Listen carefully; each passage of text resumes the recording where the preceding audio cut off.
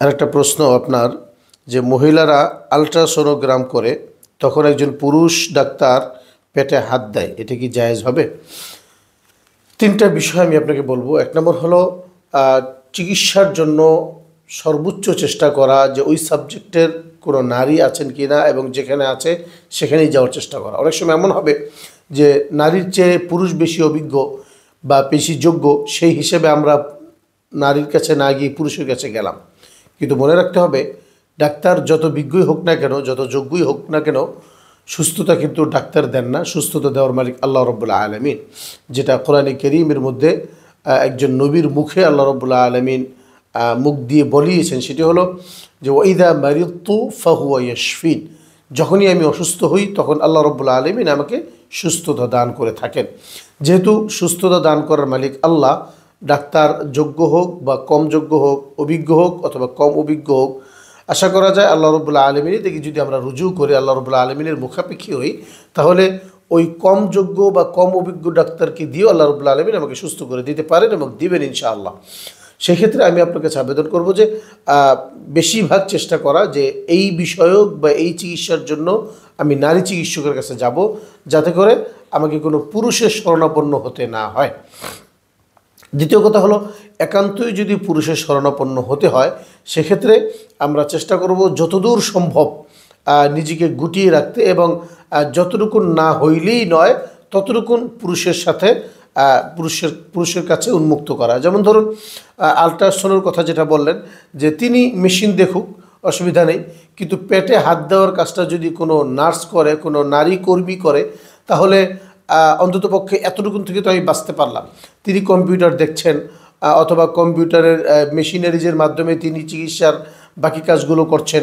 আপনার শরীরে হাত দেওয়ার জায়গাতে যদি কোনো নারী কর্মী দিয়ে করান, তাহলে তো কিছুটা সহজ হলো। আল্ট্রাসাউন্ড তো মূলত ডাক্তার পেটে হাত দিয়ে জিনিসটা বুঝেন না, মূলত জিনিসটা মেশিনের মাধ্যমে, ক্যামেরার মাধ্যমে বা কম্পিউটারের মাধ্যমে জিনিসটা বোঝা হয় যে পেটে বাচ্চার কী অবস্থা রয়েছে। তো যেহেতু তিনি হাত দিয়ে বুঝবেন না, বরং হাত দিয়ে শুধু ওই একটা মলম আছে সেই মলমটা লাগিয়ে দেন, তো মলম লাগানোর কাজটা কোনো নারীকে দিয়ে করানো হোক, আর আপনি পুরুষ ডাক্তার তিনি মেশিনারিজের কাজগুলো করুক, তাহলেও তো কিছুটা পুরুষের ছোঁয়া থেকে বাঁচা গেল বা নারীর মাধ্যমে কাজটা অগ্রসরমান হলো। এ সমস্ত ক্ষেত্রে ডাক্তারগণ খুব একটা আগ্রহী নন, কারণ সাধারণত ডাক্তারগণ পর্দার তাদের কাছে কোনো বালাই নেই বা শরীয়তের কোনো বিষয় তাদের কাছে থাকে না, এজন্য তারা এগুলো নিয়ে মাথা ঘামায় না। কিন্তু আপনি আমি যেহেতু শরীয়ত মানি, শরীয়ত পাবদ করি, শরীয়ত পালন করি, সেক্ষেত্রে আমাদেরকে একটু অগ্রসর হতে হবে, আমাদেরকে একটু ভূমিকা রাখতে হবে, বিশেষভাবে ডাক্তারের কাছে আবেদন করতে হবে, হাসপাতাল কর্তৃপক্ষের কাছে এগুলো বলতে হবে। তারাও মানতে চাবে না, যেহেতু তারা দিন মানে না, আমাদেরকে একটু জোরাজুরি করতে হবে, আমাদেরকে একটু অতিরিক্ত আবেদন করতে হবে, ইত্যাদির মাধ্যমে আপনাকে কাজটা এগিয়ে নিতে হবে শরীয়তকে পালন করার জন্য। এভাবে যদি আমরা সব দিক থেকে মেহনত করি, আশা করা যায় ইনশাআল্লাহ আল্লাহ রাব্বুল আলামিন আপনাকে আমাকে অল্পতে সুস্থ করে দিবেন এবং সব ধরনের বিপদ আপদ থেকে হেফাজত করবেন।